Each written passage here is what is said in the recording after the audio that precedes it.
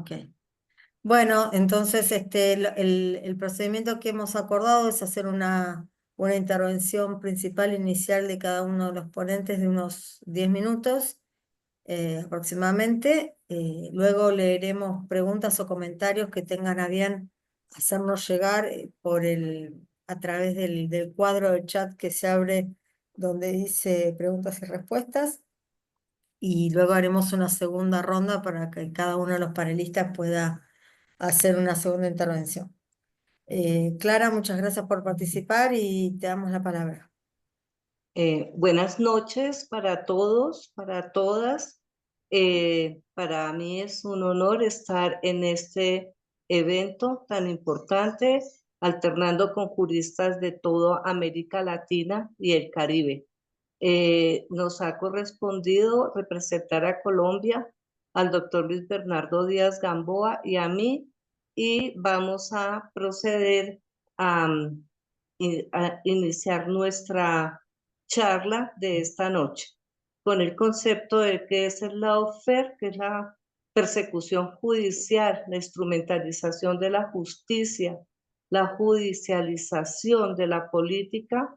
Es una guerra jurídica y este es un término que se ha tomado del inglés, del lawfare.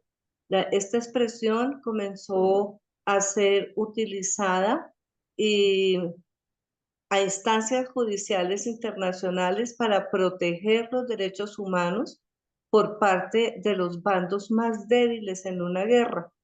Con este fundamento, el concepto ha sido utilizado también en los Estados Unidos y ha sido importante de gobernantes latinoamericanos que han sido afectados por procedimientos judiciales en la segunda década del siglo XXI. Podemos citar casos emblemáticos como el de Dilma Rousseff y Lula da Silva en Brasil, Cristina Fernández en Argentina, Rafael Correa en Ecuador, Fernando Lugo en Paraguay, Telma Aldana en Guatemala y hoy Colombia estamos padeciendo el flagelo del lawfare en nuestro presidente Gustavo Petro. Él ha sido realmente una víctima de toda esta persecución, de todos estos.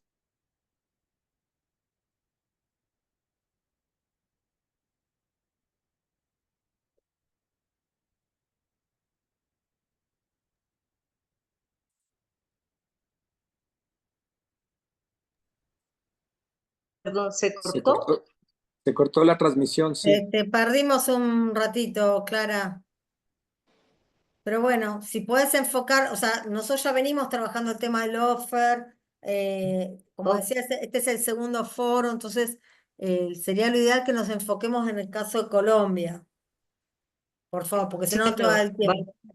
en esta guerra jurídica, en el caso del presidente Petro, han habido múltiples denuncias y análisis que ha sido de lawfare, tanto en su trayectoria política como del momento en que se posesiona como presidente y No hay audio. durante toda su presidencial.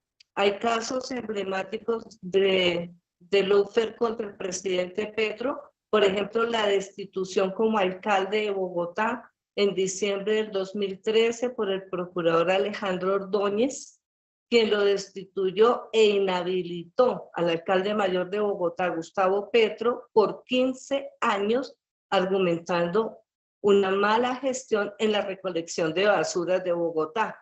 Yo quiero aquí llamar la atención para que notemos la pobreza de los argumentos jurídicos que se esgrimieron para esta suspensión.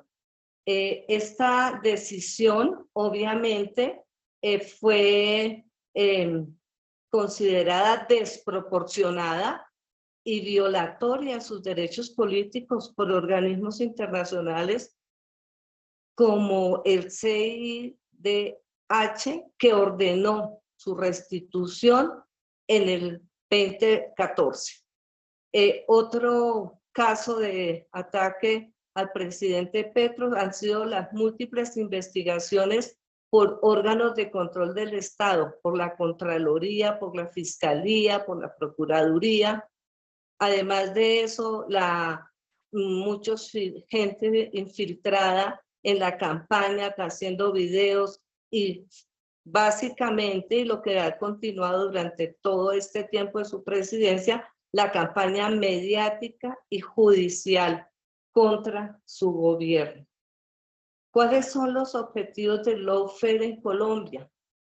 Fundamentalmente, impedir la consolidación del proyecto político del pacto histórico, desgastar la imagen pública y debilitar el gobierno del pacto histórico y generar condiciones de una eventual destitución e incluso el bloqueo de una reelección política. Además, que pretenden crear una percepción de corrupción o de ilegalidad en su gobierno para erosionar su autoridad ante la ciudadanía, legitimar su gobierno y bloquear las reformas estructurales y la preparación de un escenario de destrucción o de inhabilitación, como ya lo tuvo que vivir durante su alcaldía en el año 2013-2014. ¿Qué podría hacer el presidente Petro? Quiero invitarlos a reflexionar un poco acerca de esto. Podría hacer un fortalecimiento del sistema judicial y de los organismos de control. Podría también consolidar una mayoría política y legislativa, hacer un control de la narrativa mediática, porque están totalmente desbordados, llegando a sobrepasar límites, cayendo en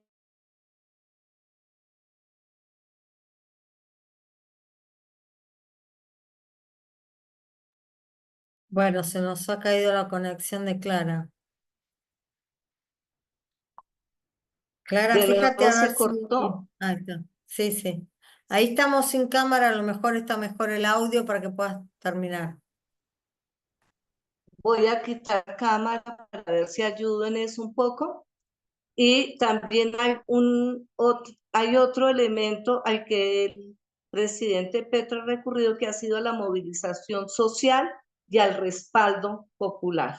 El lawfare es una estrategia de desgaste, es indudable, por lo que la clave para Petro será resistir, fortalecer su base política y mantener una agenda de reformas a pesar de los ataques. Es la única manera para poder preservar y conservar e insistir, perseverando en su lucha por la paz total, que es lo que hará de Colombia una potencia mundial de la vida. Para el presidente Petro, realmente no ha sido nada fácil su desempeño como gobernante, porque se tiene una clase política que ha gobernado durante 200 años en Colombia, que son los dueños de los medios de comunicación y que además han gozado de una cantidad de privilegios en contra de los derechos fundamentales de la gran mayoría de la población colombiana. En este momento le doy la palabra a mi compañero de evento, al doctor Luis Bernardo Díaz. Bueno, Clara, doctora Domínguez, muchas gracias por su intervención. El doctor Luis Bernardo se desconectó, así que en todo caso, si se Estoy conecta, acá, estoy acá. Estoy acá, mi querida Claudia.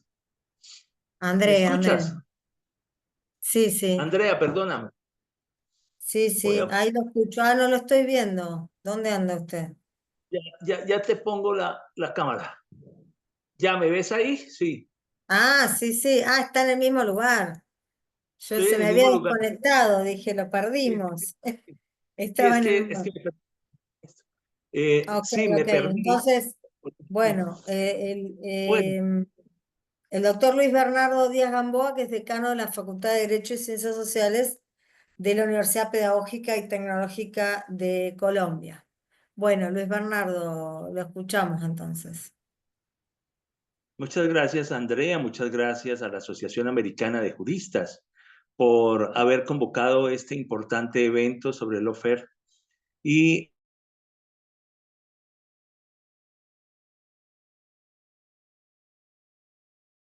evidentemente a los elementos centrales del ataque sistemático desde diferentes frentes, en donde le han librado una guerra jurídica a las élites que durante 200 años han concentrado el poder en Colombia. El triunfo de Gustavo Petro es un triunfo, digamos, del progresismo, es un triunfo de los sectores populares, de los sectores de izquierda, de los sectores progresistas que veían cómo el gobierno quedaba en manos de las élites, pero en ningún momento en manos del pueblo. Eso hizo que se concentrara el poder en las altas cortes, en los sectores representantes de las élites. Por esa razón, desde un principio se ha notado una tensión muy fuerte desde las élites políticas en diferentes circunstancias. Ya mi antecesora, la doctora Clara Domínguez, ha señalado el caso del ex procurador general de la Nación, Alejandro Ordóñez Maldonado, quien pues destituyó al presidente cuando era alcalde. Y por fortuna, la Corte Interamericana de Derechos Humanos tomó la decisión de revocar esa decisión y de entrar a restituirlo en su cargo como alcalde. La semana pasada me reuní con la presidenta de la Corte Interamericana de Derechos Humanos en San José.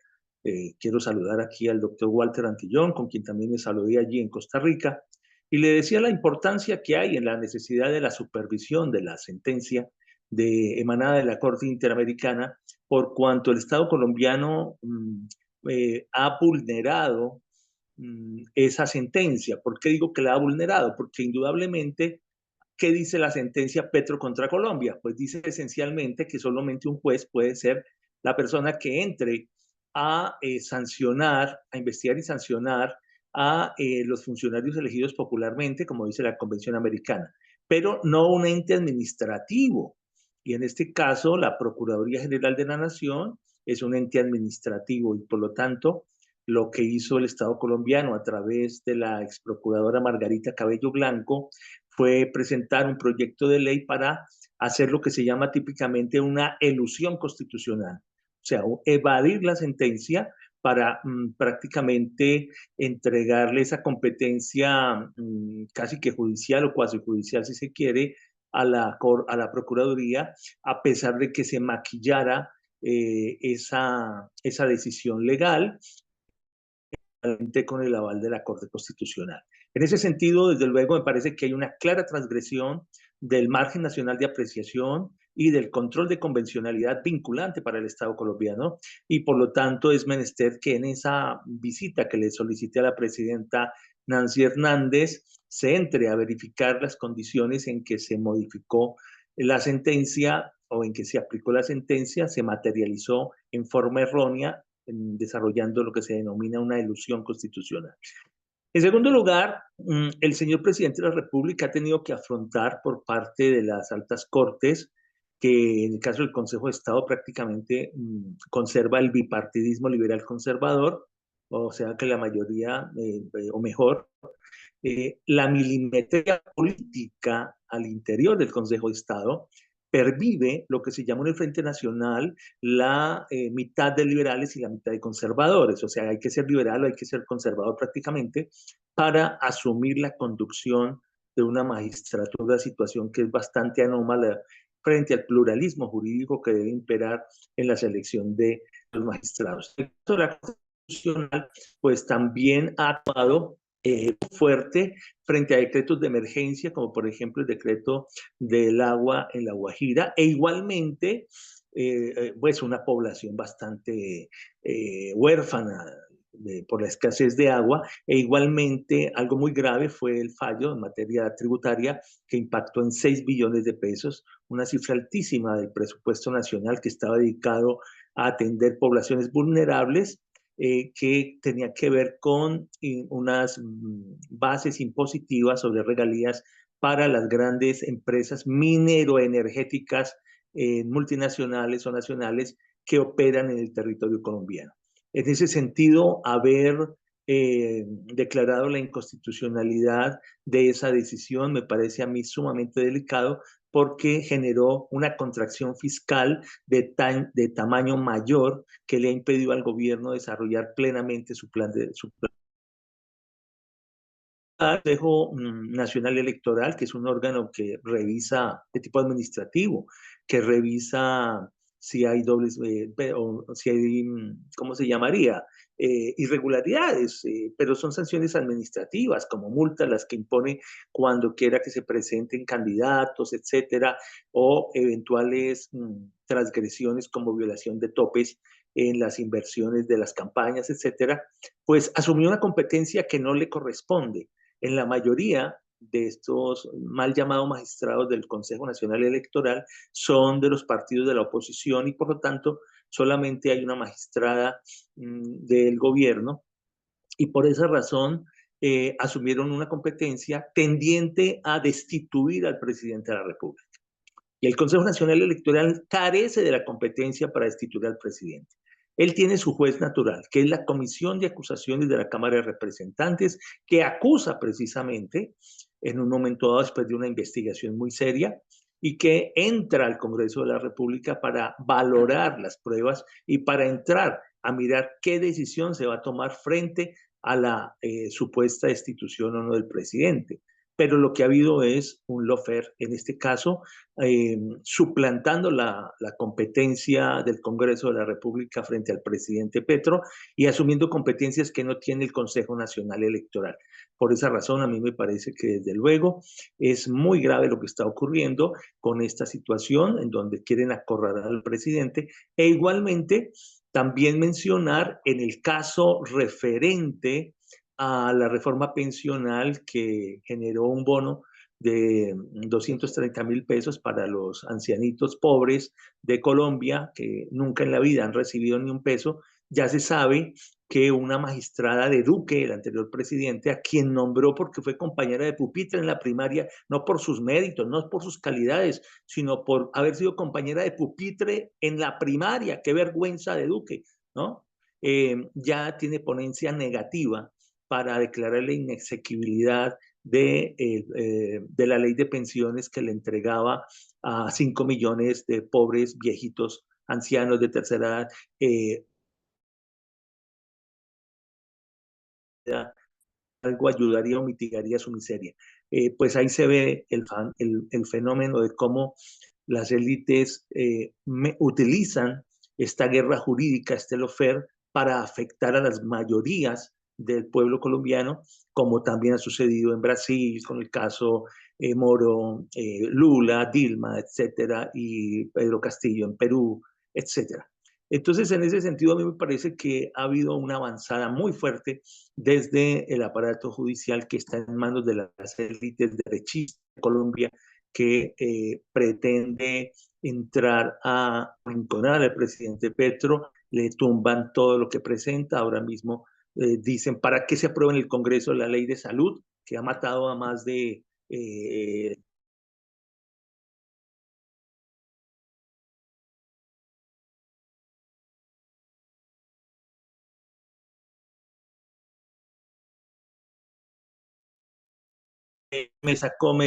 vuelvo, ¿me escuchan? Ya estoy terminando.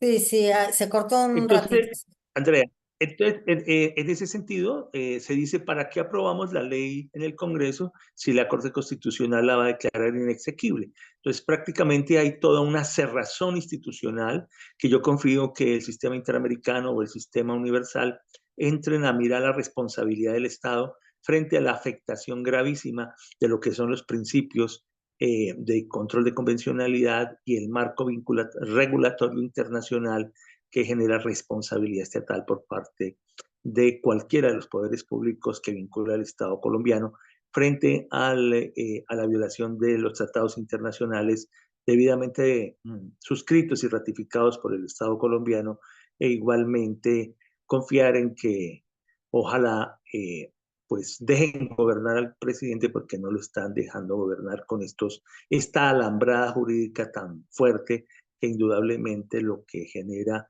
es una grave afectación a el equipo de gobierno encabezado por el presidente Gustavo Petro. Era eso, estimada Andrea, muchas gracias y a los colegas muy amables por su atención.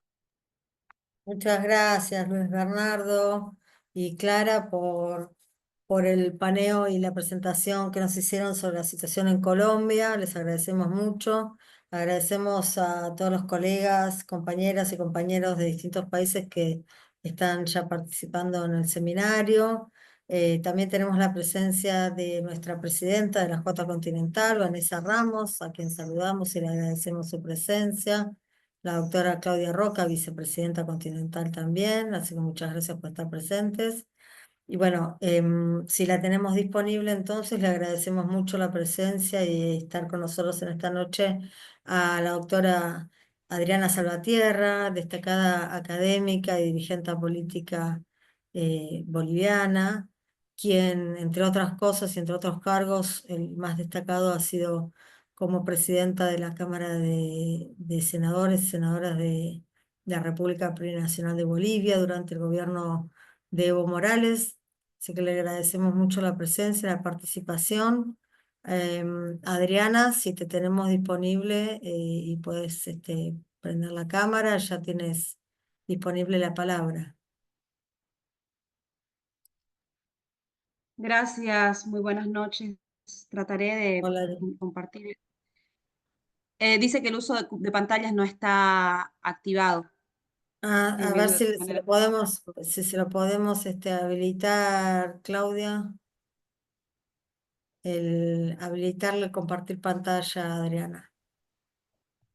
Ya está, Andrea, ya está en pantalla. No, que pueda compartir pantalla, porque no puede, no está habilitada.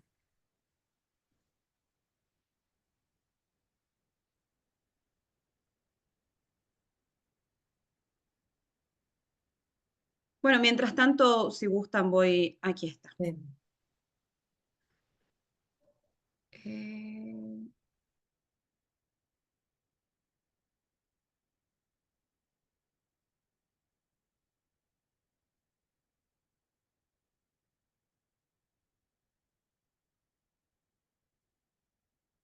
Perfecto.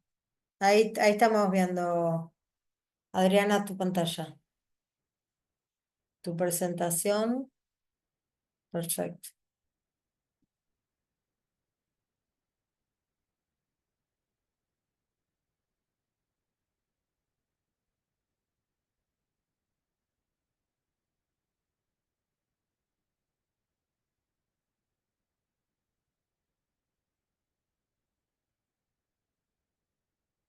¿Se escucha? Ahí te escuchamos y te vemos tu pantalla, sí. ¿Se ve la pantalla? Sí, sí. Perfecto. Justamente les decía que en 2022 hice mi tesis precisamente hablando sobre el lawfare, sobre el impacto de este en los derechos humanos, sobre el impacto del lawfare en el Estado de Derecho y estableciendo algunas categorías generales. El enfoque de mi tesis fue fundamentalmente más que jurídico, de carácter de análisis geopolítico, de cómo las guerras híbridas, ya que se venían discutiendo en este proceso de evolución de las guerras, también que ha existido desde las guerras formales que conocíamos entre los estados, han ido evolucionando una a una, tomando en cuenta diferentes procesos históricos que han existido y que han también moldeado lo que hasta ahora conocemos como las guerras, evolucionando hasta la actualidad en las guerras híbridas, donde una de las primeras, uno de los primeros espacios de análisis o las primeras referencias bibliográficas de las guerras híbridas o las guerras irrestrictas son precisamente en China. Guerras irrestrictas es el libro precisamente de dos generales chinos que empezaron a delinear este concepto hablando de cómo todo entra en la bolsa de una guerra. entra las guerras tecnológicas, también por supuesto las jurídicas, las políticas, las comunicacionales, psicológicas y así sucesivamente. Pero cuando uno empieza a analizar la categoría de las guerras híbridas aplicadas también dentro del formato del Lawfare, para entender las guerras híbridas, ya esto también se viene discutiendo en diferentes escenarios de análisis, como el Consejo, como en la Unión Europea, también en el Parlamento Europeo, en el Senado estadounidense, también en la OTAN han habido múltiples escritos, particularmente en revistas como la revista La Legal Gazette y la revista de las Tres Espadas, en las que ya se empieza a teorizar sobre qué son las guerras híbridas. También, por supuesto, el ejército ruso, Valery Gerasimov, que hasta hace poco era el comandante de las Fuerzas Armadas rusas, habló en su momento del papel que desempeñan los medios no militares para lograr metas políticas y estratégicas, y cómo éstas habían superado incluso en términos de efectividad el poder de las fuerzas, de la fuerza de las armas. Sacha Dov-Bachmann y Andrés Muñoz Mosquera, que en la Liga Gazette de la OTAN en 2016, empezaron a establecer que las guerras híbridas tenían como objetivos, en un resumen, alcanzar objetivos políticos, erosionar y deslegitimar reputación interna o externa, construir nuevas dependencias y estructuras para apoyar cambios políticos.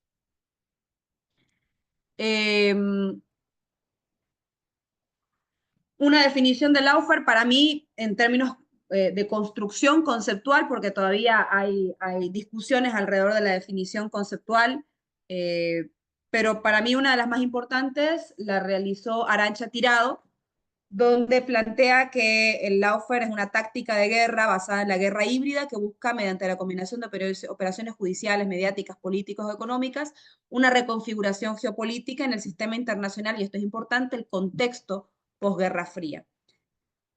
Yo particularmente en este enfoque abordo dos dimensiones, principalmente la legal y la comunicacional. La dimensión legal, que implica la vulneración del Estado de Derecho, la independencia y el equilibrio de poderes, los principios de legalidad y debido proceso, y en la comunicación, que busca el asesinato moral y la imagen pública en contraposición con el derecho a la honra y a la dignidad, también protegidas por la Convención Americana. ¿Por qué hablamos de que se ve afectado el Estado de Derecho? Si bien es difícil describirlo, digamos, más allá del límite del poder punitivo del Estado, hay algunos elementos que han sido citados, principalmente vinculados a la ruptura del equilibrio de poderes, la vulneración de la legalidad, la vulneración del principio de retroactividad y el debido proceso.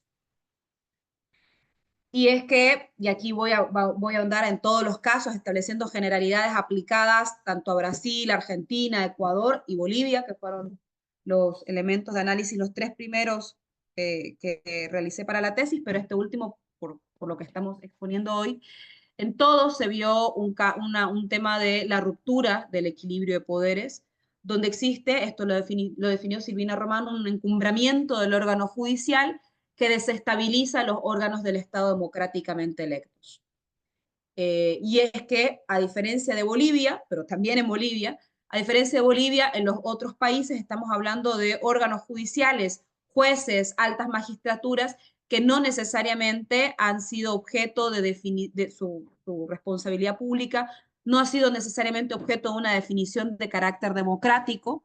En Bolivia son electos, pero incluso aquí encontraron los mecanismos para burlar esa legitimidad democrática y desestabilizar esto que decíamos, ¿no? Los otros órganos del Estado democráticamente electos.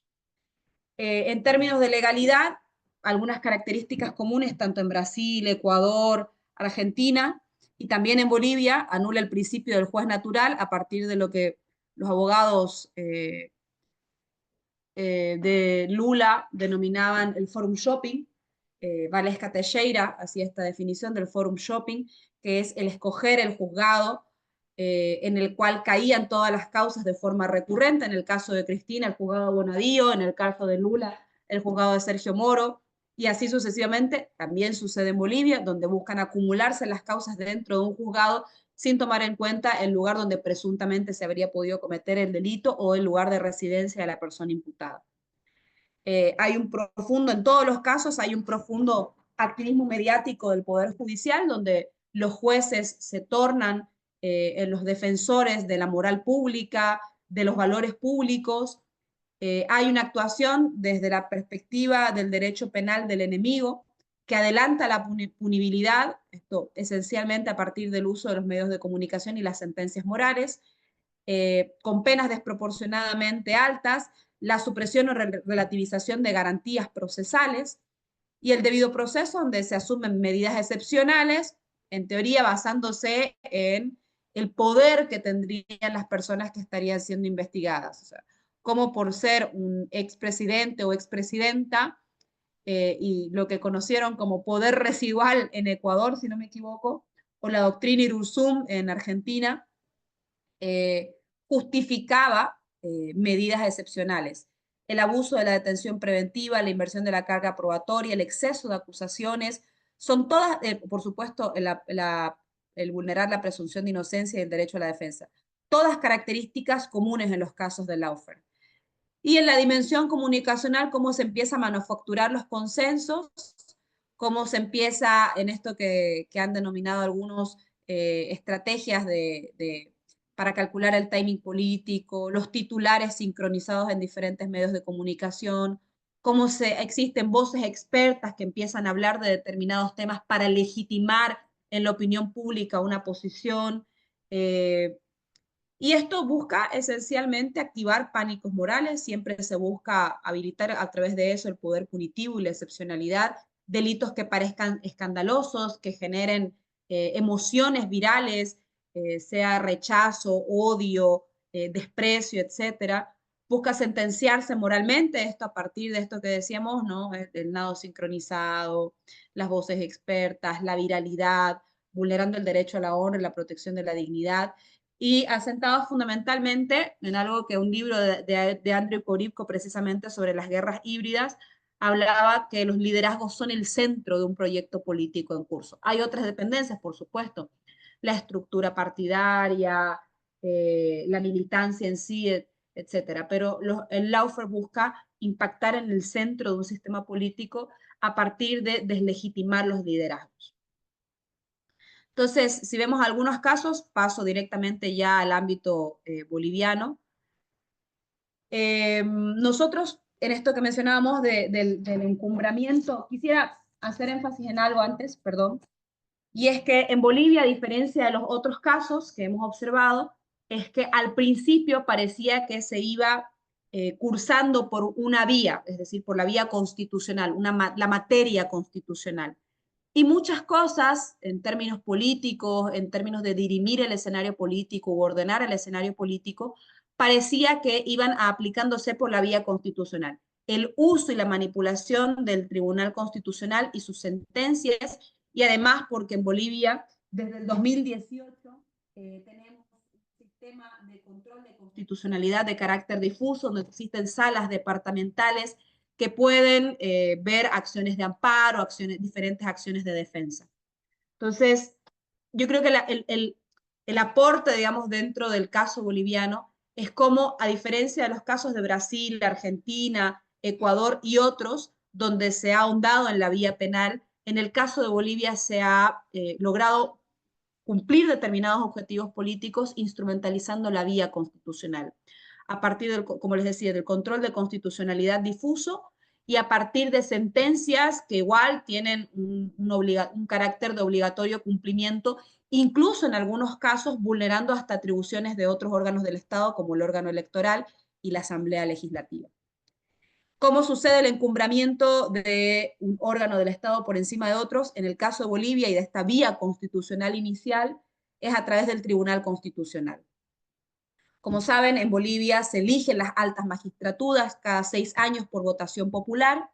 En el caso del Tribunal Constitucional resulta una persona electa, un jurista electo por cada uno de los 9 departamentos. En otra oportunidad andaremos sobre eso, pero está basado en un principio democrático que es la elección popular. Los anteriores magistrados y parte de los actuales lo que hicieron fue interponer acciones de amparo, sentencias constitucionales, mandamientos de control de constitucionalidad previo ante la Asamblea Legislativa, todo con el fin de llegar hasta el fin de su mandato impidiendo que la Asamblea Legislativa realice la labor previa de preselección antes de la elección popular, y así, en realidad, en términos generales, suspender la elección judicial. Entonces, se experimentaron más de 22 acciones, sean amparos constitucionales, resoluciones del Tribunal Constitucional, ordenando a la Asamblea Legislativa que paralice el proceso de preselección previa.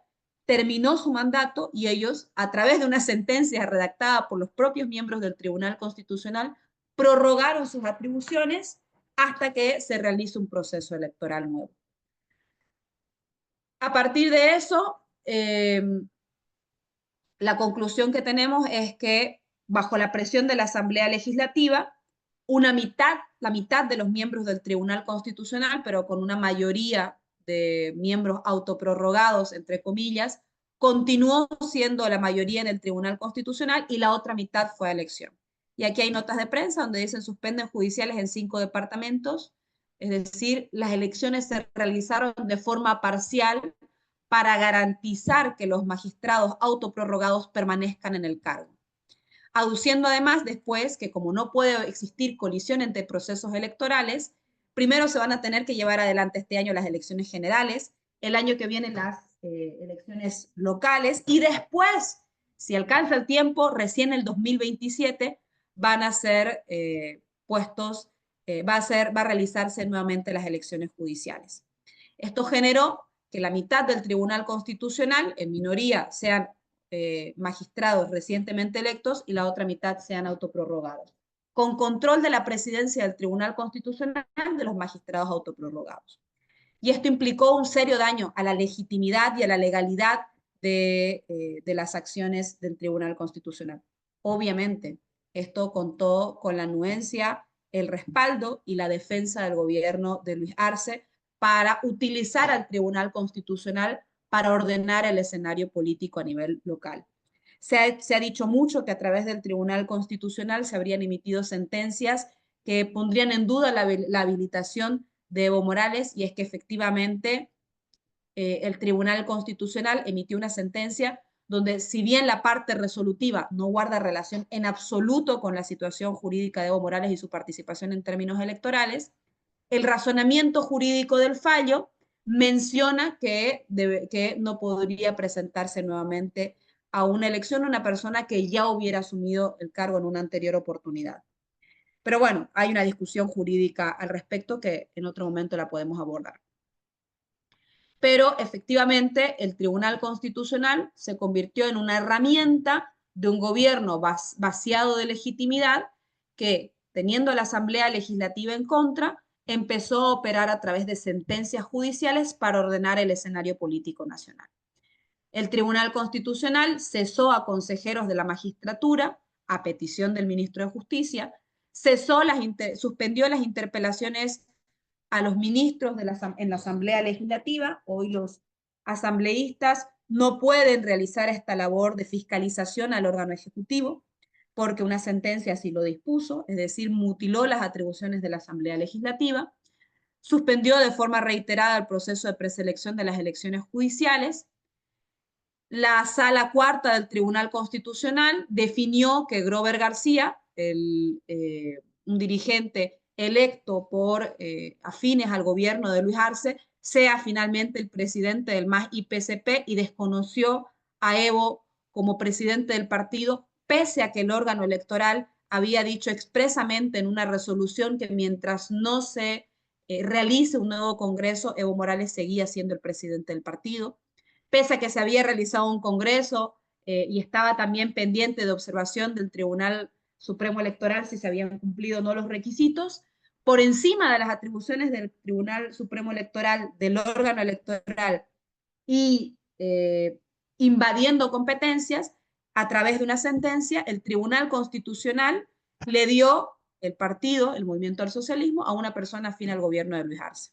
También, lo que les mencionaba, se habló de una sentencia constitucional que pondría en duda la participación electoral de Evo Morales a través de una interpretación de la opinión consultiva 28/2021 de la CIDH. Y en contrapartida, porque esto es una forma también de ordenar el escenario político, una persona que es muy afín al gobierno de Luis Arce, que es el alcalde Manfred Reyes Villa, el mismo Tribunal Constitucional que le entrega el partido MAS y PSP a Luis Arce, que lance una sentencia con la que busque instalar en la opinión pública que Evo Morales no podría participar, ese mismo Tribunal Constitucional que anula competencias de la Asamblea Legislativa, que paraliza las elecciones judiciales, a través de una sentencia anula 12 procesos judiciales contra Manfred Reyes Villa, de los cuales 4 tenían sentencia, argumentando que correspondía a juicio de responsabilidades. Y es más, hace poco hubieron otros 2 vocales que abrieron la posibilidad de continuar los procesos a Manfred Reyes Villa, y el día de ayer les emitieron un amparo a estos 2 vocales para impedir que se siga procesando. Asimismo, en el caso de la gobernación de Santa Cruz, también el gobernador actual de carácter interino fue puesto por una sentencia del mismo Tribunal Constitucional, una persona que en este momento políticamente se encuentra articulando con el gobierno de Luis Arce. Y si me permiten una última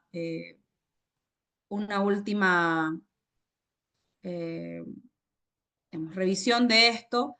Hace poco, el ministro de Justicia, voy a buscar en este momento la nota de prensa, el ministro de Justicia habría señalado, mejor pongo el audio para que sea más fácil reconocerlo, el ministro de Justicia en una entrevista habría señalado que al momento los objetivos políticos que se habría planteado el gobierno, uno a uno se habrían cumplido. Esto es casi un vasallato en tiempo real.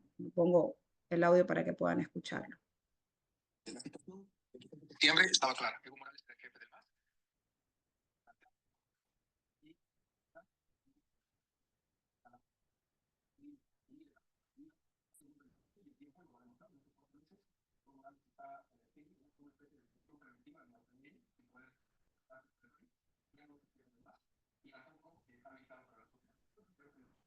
Adriana, no se escucha bien.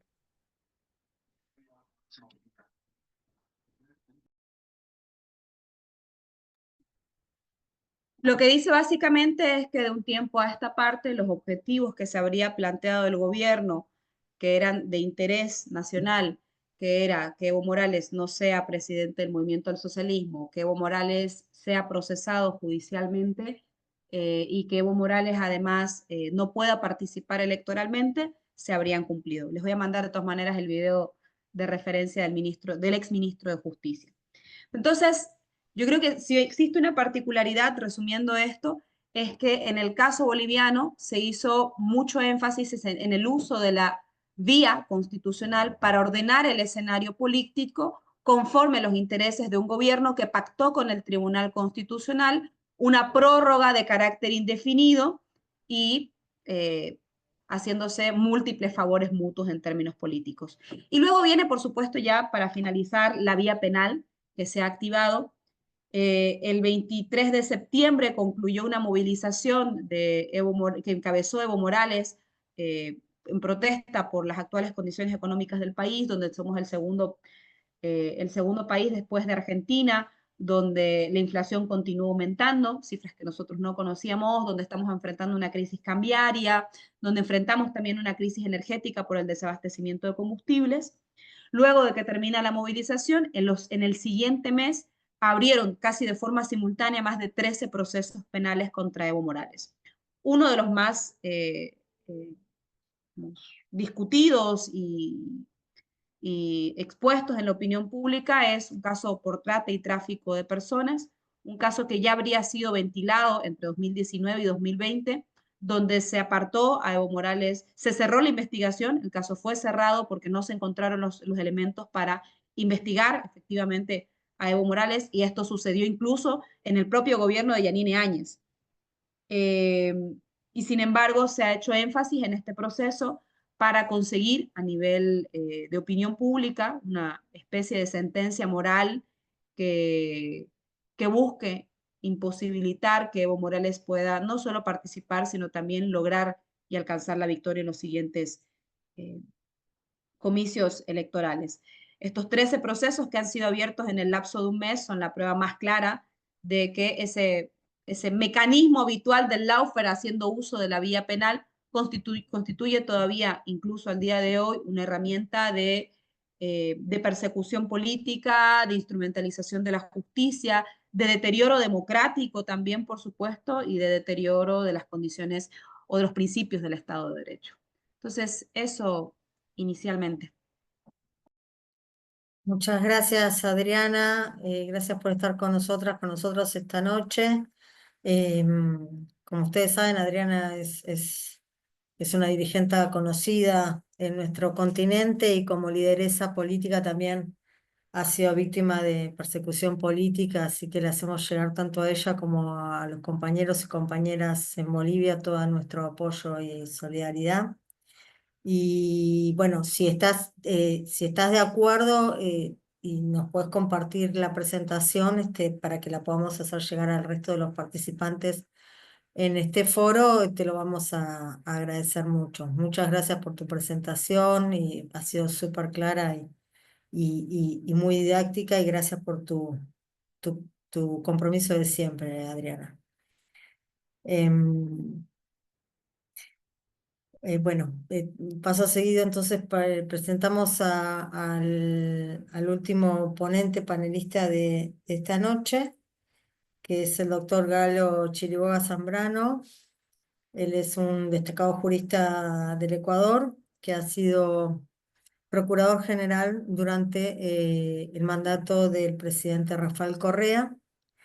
Le damos la palabra entonces, doctor Chiriboga, lo tenemos ahí a mano, no lo vemos en pantalla, pero creo que tiene audio. Si se puede habilitar la Sí, cámara, mejor. sí, Ahí. gracias. Bueno, Gracias. muchas gracias, Andrea. Un saludo a los colegas de la asociación y una felicitación a los colegas que han intervenido en esta primera parte del panel. Bien, me parece que ya hablar sobre la cuestión teórica de la definición del lawfare creo que sería ocioso, pero me parece muy importante una matriz común que tenemos en todos los casos que se han mencionado. Esa matriz común no menciona un actor fundamental que es un factor externo a los países. Nadie puede entender al lawfare o la guerra judicial sin analizar un contexto ideológico, primero. Segundo, el contexto ideológico lleva también a definir la política gubernamental a la cual se está combatiendo. Y esto es fundamentalmente a aquellos países en los que sus dirigentes políticos impulsan cambios, como los han relatado los compañeros de Colombia, en el caso del presidente actual de Colombia. Él no se alineó, como no se alineó tampoco Rafael Correa, y como no se alineó Cristina y otros dirigentes del continente, a las líneas políticas del hegemón. Y no aliarse a esas líneas políticas del hegemón conlleva bloqueos, sanciones, desprestigio internacional y, por supuesto, aplicación del abuso del derecho para castigar, en definitiva, a aquellos que no obedecen. Miren, voy a tratar un tema de actualidad en el Ecuador y creo que en el mundo. El famoso tema de la libertad de expresión. En Ecuador, desde el año 2011 más o menos, existió una gran campaña contra una ley que el gobierno del presidente Correa estaba impulsando para regular los abusos de los medios de comunicación social. A este debate sobre los medios de comunicación social llevaron más o menos 10 años en los cuales el Parlamento no pudo expedir una ley por los permanentes bloqueos que provenían de una organización que supuestamente defendía la libertad de expresión. Esta organización acaba de ser descubierta por las declaraciones de funcionarios norteamericanos en relación a los fondos de USAID en materia de libertad de expresión. No había tal libertad de expresión. Lo que había eran todos esos medios coaligados para atacar sistemáticamente al gobierno progresista de Rafael Correa, que con todo este proceso de deterioro de la institucionalidad de la democracia ecuatoriana, basada en una constitución progresista como es la Constitución de Montecristi, que creó normas modernas en materia constitucional, incluso en temas ambientales, reconociendo el derecho de la naturaleza a ser protegida. Y por lo tanto, eso fue una campaña que el hegemón y los aparatos que circulan alrededor de él no estaban de acuerdo y comenzaron esa batalla específicamente en materia de comunicación, que, digo, USAID financiaba. Y financiaba no para respetar o promover la verdad y la transparencia de la comunicación, sino para sostener precisamente a estos medios que permanentemente atacaron al gobierno de Rafael Correa. Otro hecho que es muy importante mencionarlo es que, a diferencia de Bolivia, en donde la lucha se dio a través de las cortes constitucionales, en el Ecuador la lucha se concretó exclusivamente en la materia penal. Materia penal en la que se posicionaba el relato de un hecho de corrupción supuesto y en base a eso la fiscalía intervenía, pero no formulaba solo una investigación por un delito concreto, el caso de corrupción, sino que ese delito de corrupción estaba, digamos, adobado, para hablar en términos culinarios, con otros delitos. Vinculaban al tema lavado de activos, crimen organizado, en fin. Era por si acaso fallara el objetivo de penalizar al sujeto de su persecución con el delito de soborno. Y digo soborno porque la lucha fundamentalmente se ha dado precisamente en ese campo, ¿no? Imputar la obra importantísima que realizó el gobierno de Rafael Correa durante sus 10 años de gobierno en todos los campos, en la educación, en la medicina, en la inversión en educación, en la inversión en carreteras, en la inversión en el sistema eléctrico, en modificación de los contratos petroleros que permitieron al Ecuador tener una verdadera participación como propietarios del recurso natural en favor de sus intereses y no en favor de las compañías extranjeras. Todo eso fue minando y generando, como eran obras tan importantes, decían, por ejemplo, que en la hidroeléctrica tal habían 10.000 fisuras, aseveración que no tenía el menor sustento. Y si eran fisuras pequeñas, que el problema se resolvía cerrando esas fisuras. Pero el funcionamiento de la hidroeléctrica Coca-Cola Sinclair es la que ha permitido durante el último mes del año pasado sostener la generación eléctrica para el país. Cuando ese sistema falló por falta de agua, porque es previsible que en épocas en este país hay sequías y en otras intensas lluvias, ahora estamos en época de intensas lluvias, funcionara la generación, no la hidroeléctrica, sino la generación a base de electricidad. Entonces, dijeron que esta paralización de la hidroeléctrica por causas de la naturaleza y por desaprensión del gobierno del señor Noboa en proveer de los equipos generadores de energía eléctrica, sufrimos apagones de 10 y 12 horas diarias durante 3 meses, ¿no? Entonces, la situación se fue complicando. El señor Moreno, presidente Moreno, que fue un traidor, hizo una consulta popular con la cual desbarató todo el andamiaje jurídico que tenía el gobierno del presidente Correa y generó, por cierto, un cambio en la institucionalidad del país para favorecer justamente a la línea política de la extrema derecha en el Ecuador. Y hoy estamos enfrentando esa situación. Hemos pasado ya dos procesos electorales en los cuales en el anterior proceso electoral Luisa González iba ganando las elecciones y se generó de parte de los medios de comunicación un rumor de que el asesinato de un político de apellido Villavicencio provenía de la actuación o el influjo psíquico del presidente Correa.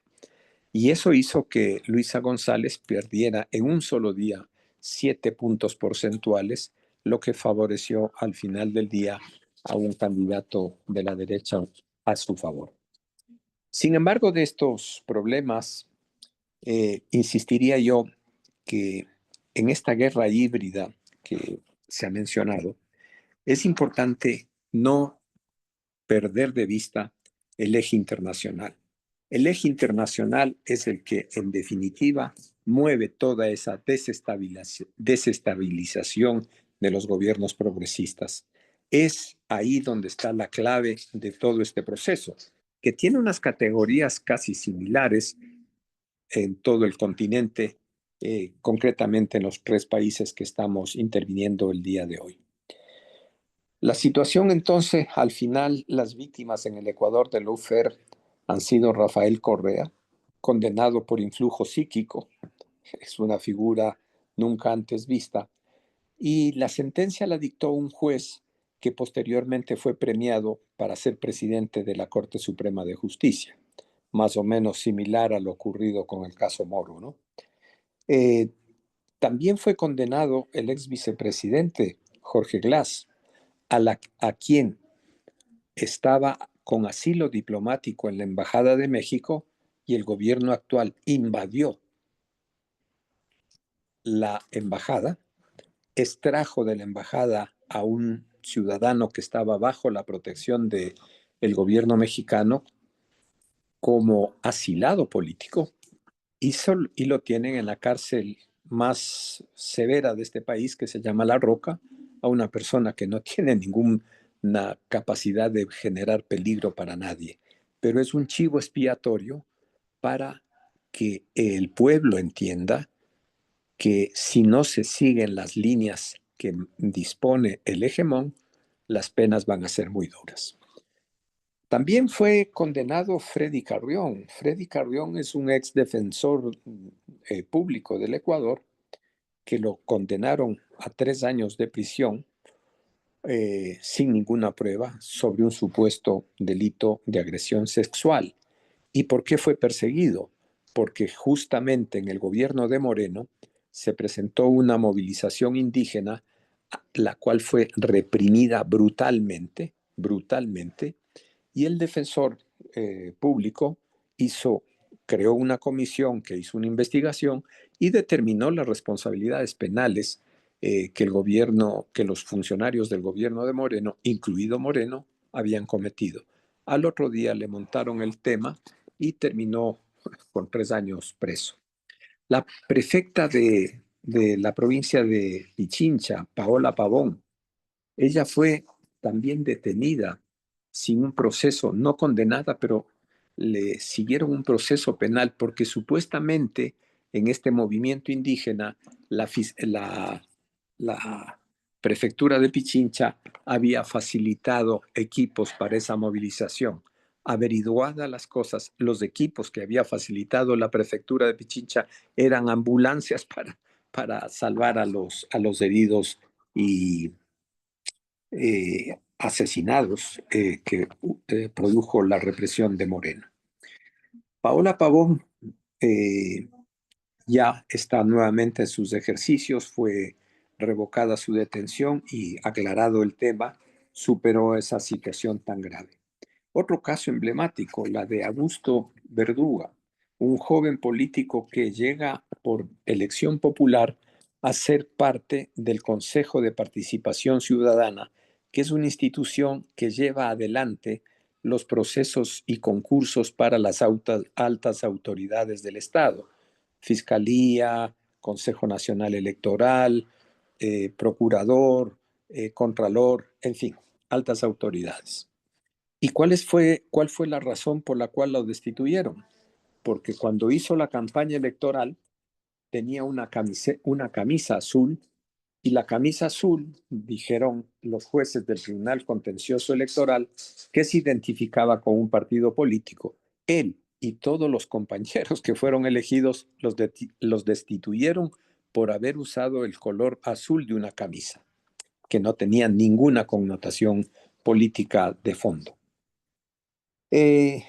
Aquiles Álvarez, que es el actual alcalde de Guayaquil, en este momento está siendo procesado por ser un dirigente de gran peso en una de las ciudades más importantes de Guayaquil, que le ha quitado y restado votos en la campaña electoral en la primera vuelta al señor Noboa. Y por lo tanto le han montado ya una investigación sobre un supuesto tráfico de combustibles. Él es dueño de unas gasolineras y está vinculado a un tema de esta supuesta contrabando de combustibles. Bien, y tenemos asambleístas que tuvieron que exiliarse en México, como Gabriela Rivadeneira, Soledad Buendía, Carlos Viteri, Viviana Bonilla. Miren ustedes, toda la cantidad de dirigentes, de altos dirigentes de la Revolución Ciudadana que han tenido que pasar por todos estos trámites. Entonces, concluyo. Pese a todo esto, en las elecciones que estamos en proceso en Ecuador en la primera vuelta, la Revolución Ciudadana obtuvo 4.507.672 votos, que representa el 43.97% de los electores, compitiendo con un presidente candidato y un candidato presidente, quien técnicamente tenemos y con quien tenemos un empate técnico de apenas 18.000 votos de diferencia entre una candidatura y la otra. Presidente que no ha respetado las normas constitucionales y el Código de la Democracia, que prohíbe que un presidente que busca la reelección, él está buscando la reelección, haga campaña, porque para hacer campaña tiene que solicitar permiso, dejar la presidencia encargada al vicepresidente, y eso no lo ha hecho, en abierta violación constitucional, legal y con la complicidad del Consejo Nacional Electoral, usando los bienes públicos en sus campañas. Y así vamos a enfrentar una segunda vuelta en la que esperamos de que el pueblo ecuatoriano asuma la responsabilidad de impedir de que un gobierno de las características de Noboa, que nos tiene con una economía prácticamente quebrada, con un nivel de inseguridad jamás visto en la República, con temas de corrupción también a vista y paciencia del país, vinculada a su familia. Y bueno, eso es lo que tenemos. Pero termino con esto, ¿no? No podemos olvidar de que todo esto es esta crisis institucional a las que las compañeras la compañera y el compañero de Colombia han mencionado en contra del presidente Petro, y la situación tan magistralmente presentada por la doctora de Bolivia, Adriana Salvatierra, determinan que detrás de esto hay toda una disputa por la hegemonía mundial que ahora mismo ha tenido unos cambios muy importantes eh, en el mundo, ¿no? Creo que, y con esto finalmente termino diciendo que me parece que la situación de la hegemonía mundial de los Estados Unidos está pasando por una severa crisis y que eso moverá muchísimas cosas en el mundo de la política, de la economía y ojalá en favor de la paz. Muchas gracias, doctor Chiriboga. La situación en Ecuador es muy preocupante y bueno, el caso más grave, como bien lo mencionaba, es el del expresidente Jorge Glass, cuyo caso se ha ocupado nuestra asociación y ha hecho presentaciones, ha intervenido solicitando y reclamando su libertad ante la grave situación de salud en la que se encuentra, así que aprovechamos la oportunidad para reiterar este pedido, esta exigencia de la libertad inmediata de Jorge Glass. Gracias, Em, Andrea. por favor. Tenemos a la doctora Vanessa Ramos, que está aquí con nosotros, presidenta de la Asociación Americana de Juristas Continental. No sé, Vanessa, tenemos unos minutos más, si dispones de tiempo para hacernos un saludo, con mucho gusto. Bien, lo primero que quiero hacer es agradecer, ¿no?, a los compañeros y compañeras de Colombia, eh, República Plurinacional de Bolivia y Ecuador, el haber aceptado esta invitación, porque tenemos, o sea, lo primero es que tenemos que educarnos sobre qué pasa en cada país. Y lo segundo es que no es particular de cada país. Esto viene de una hegemonía imperial.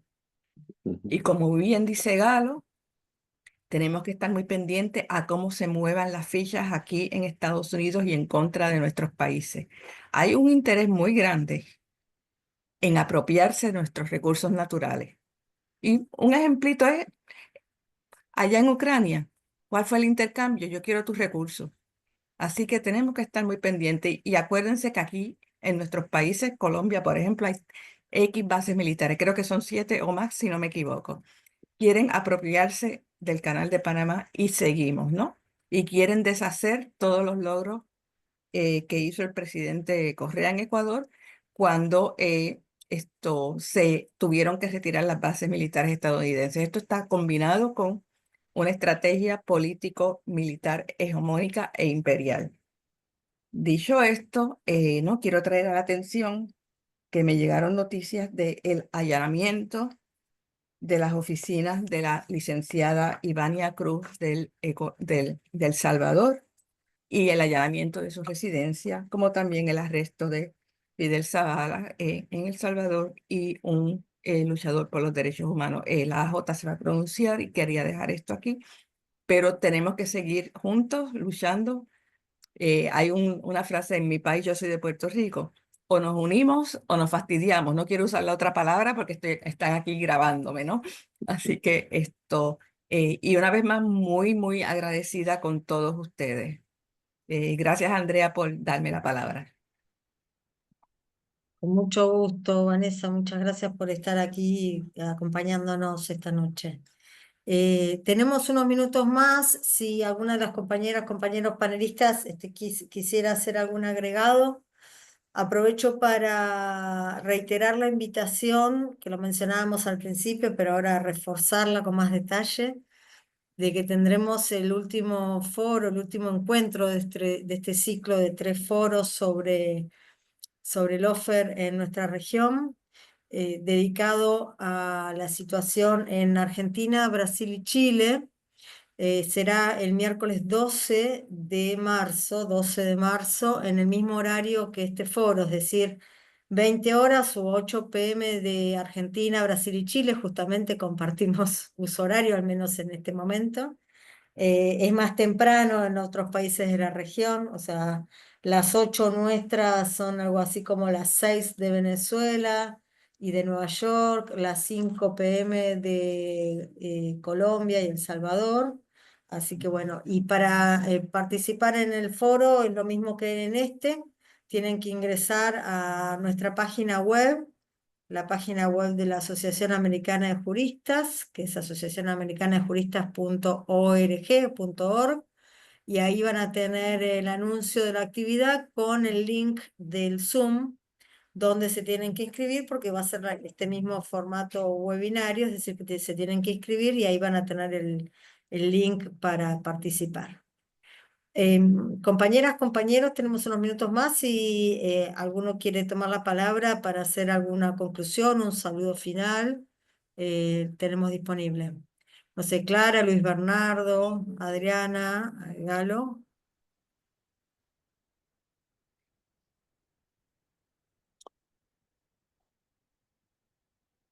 Si no, saludamos y cerramos.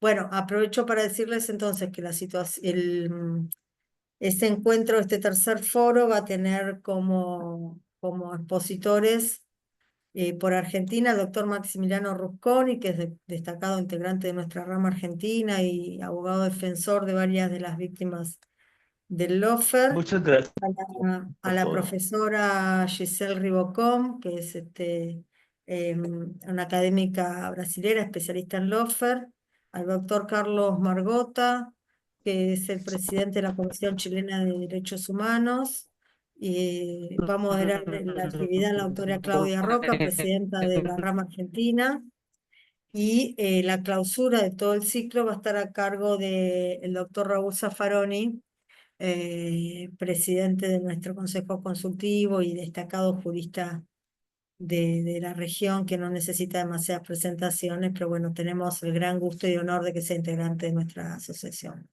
Así que todos invitados. Compañeros, les dejo la palabra si quieren hacer un saludo. Bueno, los compañeros colombianos se nos desconectaron. Adriana, ahí te tenemos, Galo. Adriana, si puedes, después nos envías tu presentación, si quieres, si puedes compartirla, con muchísimo gusto la vamos a distribuir. Perfecto, la comparto. Bueno, muchas gracias por estar con nosotras y por compartir, y toda nuestra solidaridad para ti y para todos los compañeros y compañeras bolivianos que están siendo víctimas de persecución política. Sí, yo Galo. también mi solidaridad para Adriana. Un abrazo, que las cosas en Bolivia vuelvan también al buen camino, y agradecerte tu brillante intervención.